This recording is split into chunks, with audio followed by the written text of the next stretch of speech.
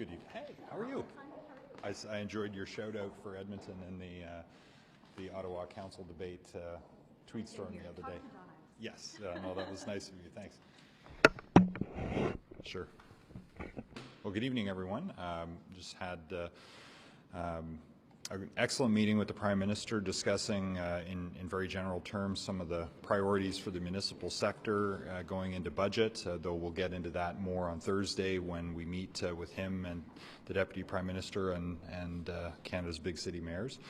We also had a good conversation about the Western Economic Solutions Task Force, the Federation of Canadian Municipalities, and some of the preliminary solutions that we want to bring forward to the federal government, but also sort of the broader context of economic change and opportunity on the prairies as we deal with some of the challenges that we have, and that, as usual, local government leaders want to bring practical and not political or polarizing solutions to bear. And so I think you appreciated that that's where we're trying to track as a task force of mayors and municipal leaders from across the prairies.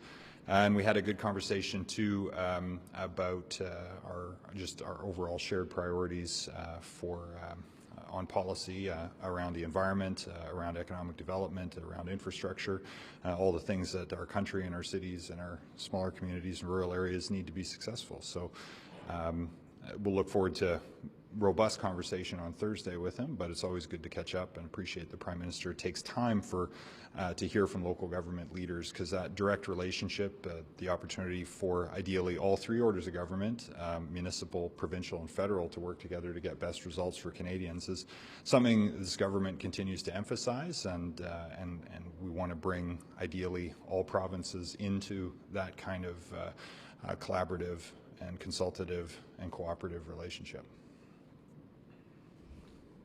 So, lead off, if that's okay. Hi, sorry. Sure. Chris Rand, CBC.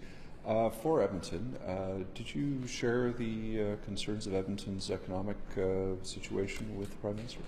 Well, I think the Prime Minister is well aware of the concerns from Alberta. Certainly the news about TMX today, we talked about how positive that is, and I want to note that former Minister Amarjeet Sohi, who was a colleague of mine at Edmonton City Hall for many years as well, did extraordinary work to meaningfully consult in a way that the courts could say was sufficient to pass the legal tests to allow the project to move ahead. And I've spoken to Amarjeet about the more than 120 visits he personally made to affected First Nations as part of meaningful engagement, and it really shows that there is a way to get major energy projects done right in this country.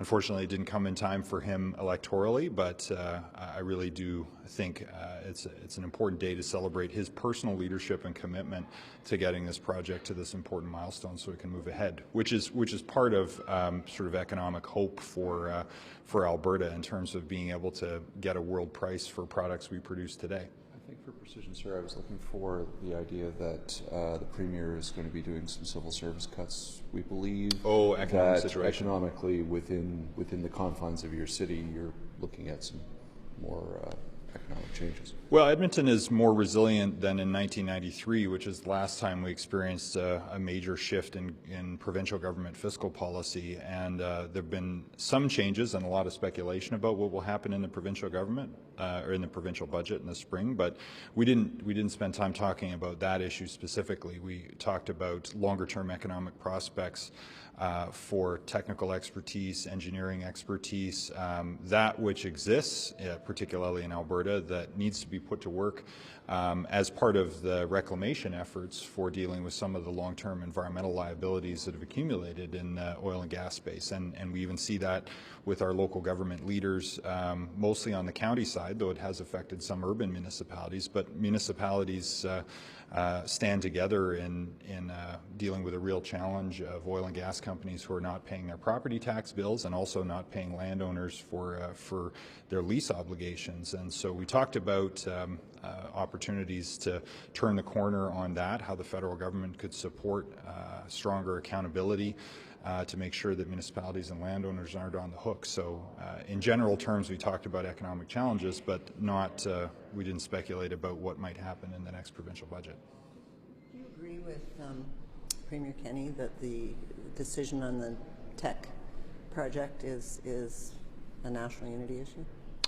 I think it's really important that each project that comes through the regulatory process gets reviewed on its merits. And to the extent that it's in a broader political context, I think it's equally important that, I personally think that Minister Wilkinson's position that Alberta needs to demonstrate that it's going to be part of the pan-Canadian framework on climate change and clean growth is just as important a policy consideration.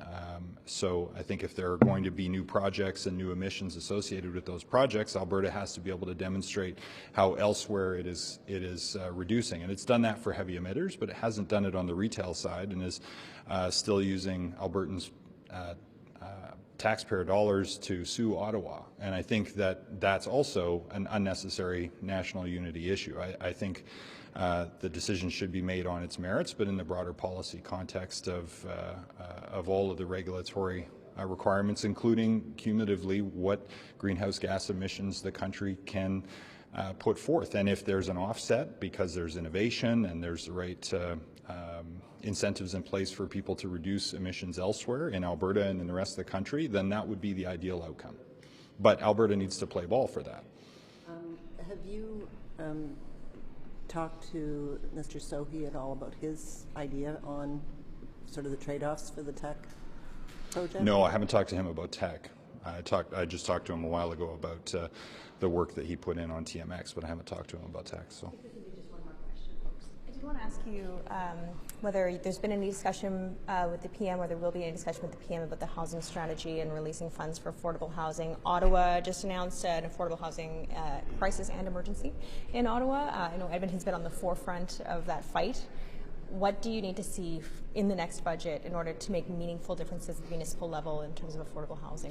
So the National Housing Strategy is a great move forward. I think we'll get into more details on Thursday about some specific asks that we have that we think can help reduce social disorder and some of the issues associated with homelessness through a boost to supports for permanent supportive housing in particular, something that's a key priority for our council and for mayors across the country.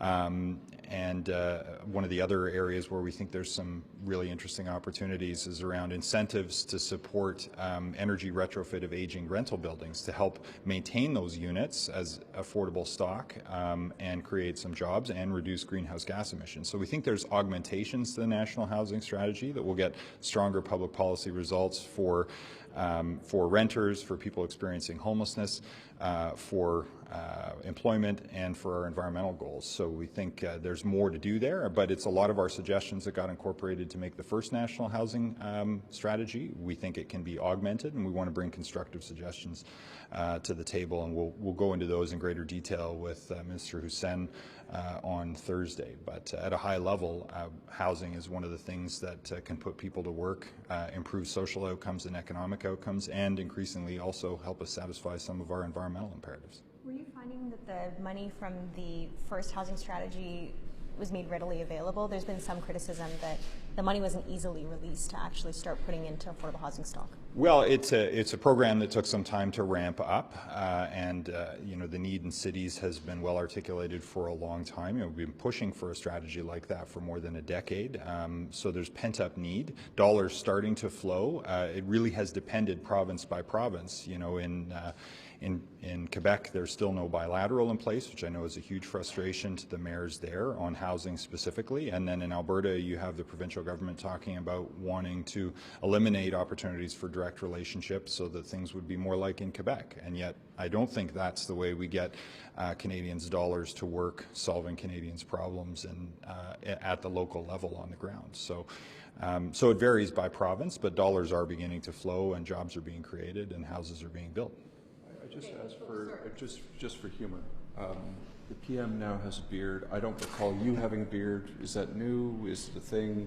What do you make of the PM's? Yes. Of course, it's the last question. That's why it's the funny one. I've had this beard for approximately 2 years. It's sort of an unplayoff beard, which is an Edmonton Oilers sort of insider thing. But no, mine predates the Prime Minister's, for the record. And his? Do you think it's good or? I think it looks sharp actually, but I'm obviously biased. I'm letting mine come in a little thicker now, just to keep my own thing going though. So. All right, we're ready. Okay, we're done. Thanks, folks.